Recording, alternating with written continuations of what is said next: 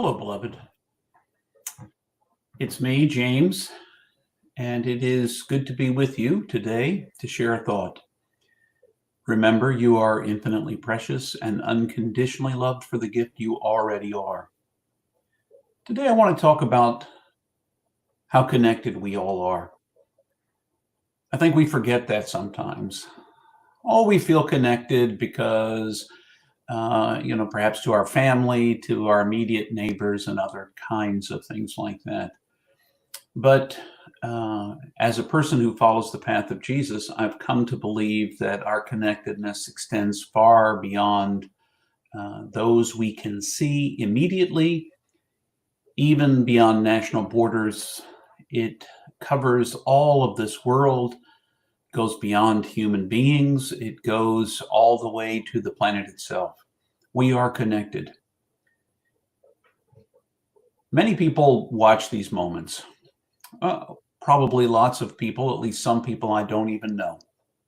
And so it may seem unusual that the way I begin or welcome most of these moments of thought is to say, hello, beloved.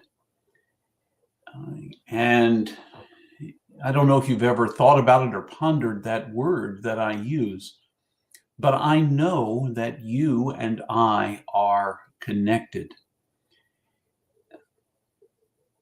One of the stories Jesus told, the parables, was in Matthew 25. It's about sheep and goats, the ones who cared for the least of these, whoever the least are, those imprisoned, those who are sick, those who are naked and hungry, all of those folks. And Jesus identified with them.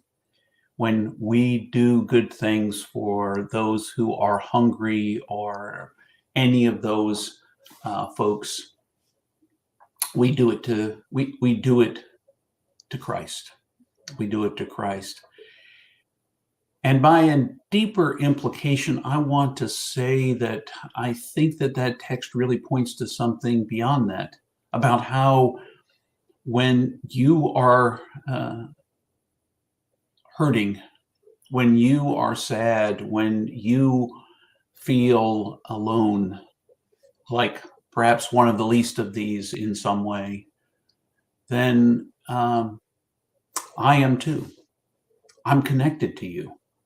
So, for instance, a year ago in October, when I heard about the Hamas attack on Israel and the people who were killed and some who were taken hostage, I felt that because there was a sense of connection with those folks. Likewise, over the coming months, as I saw the retaliation in Gaza, I felt connected to the Palestinians, more than 40,000 that have been killed, to the people of Ukraine and what happens there, the people of Sudan. Most recently, when I think about the people who were affected by Hurricane Helene in Appalachia, up through Florida and Georgia, bits of Alabama and North Carolina, South Carolina, Tennessee, Virginia, West Virginia, people whose homes washed away, whose livelihoods changed, who lost family members, people who survived that and who are seeking to recover. I can't be whole as long as they're not. I may think I can be, but what my understanding of what Jesus was teaching says is that my connection is much bigger than just to myself and what happens to me. It's to what happens to all others. And I am lessened by anything that lessens another. I am built up by the things that build up others. So when I feel connected, when I say beloved, it's because at some deep level, beyond any surface, beyond skin color, religion, or nationality, beyond gender or sexuality or any of those kinds of lines that sometimes we try to divide ourselves by. Beyond all of that, I am deeply connected to people when they suffer and when they succeed. And likewise, the same is true for you when I suffer. I see pangs of suffering that happen to friends and others. Oftentimes it appears in a Facebook feed that starts something like, I'm calling on all my prayer warriors, or I have lost someone dear, and or I am celebrating someone who is gone. Those moments are connecting moments that remind me of how finite I am. Remind me of how connected I am to those folks, and that their pain becomes in some way mine. Probably, certainly not at the same level that each one of those who are suffering experiences, but at some level, yes, yes. So, it's my call to respond to a hurting world and do something about that. So that connectedness does a couple of things for me. It reminds me of my own common humanity initially. When I see the world hurting, when I see happy stories about rescuing puppies and kittens, and they buoy me up, I am connected. So it reminds me of my connection. But at the same time, seeing those things and recognizing the connectedness calls me to action. It calls me to do something about it. It calls me initially, almost always, it calls me to lift those people up in my heart, in my prayer time, in my meditations, to dedicate a moment of my time to that pain, that suffering, that sadness, that struggle, that joy, that success, that to be connected to that, to feel that connection, and then respond.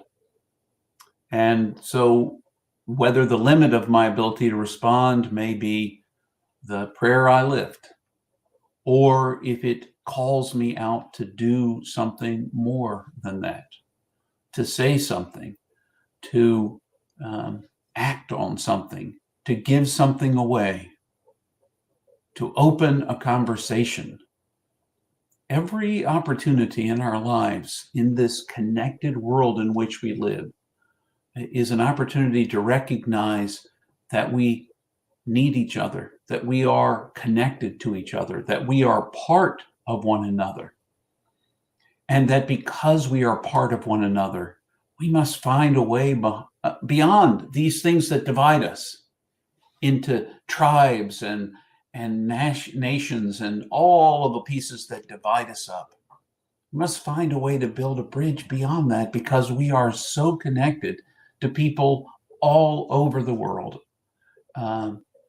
who are like us and in some ways not like us. And yet at the very core of who they are part of us and we of them. So I want to invite you and me today and the days ahead to remember how connected we are, that the things that we say and do matter, and that the way we respond to people who are struggling matters.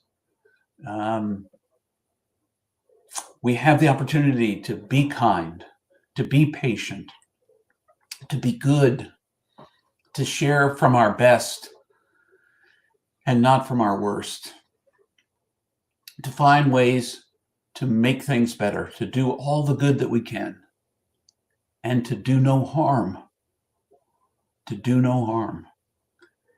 and seek out the divine in all these places, remembering how very connected we are to one another. So, my friends, you are connected. Beloved, you are connected, and you are infinitely precious and unconditionally loved for the gift that you are. Until the next time I see you.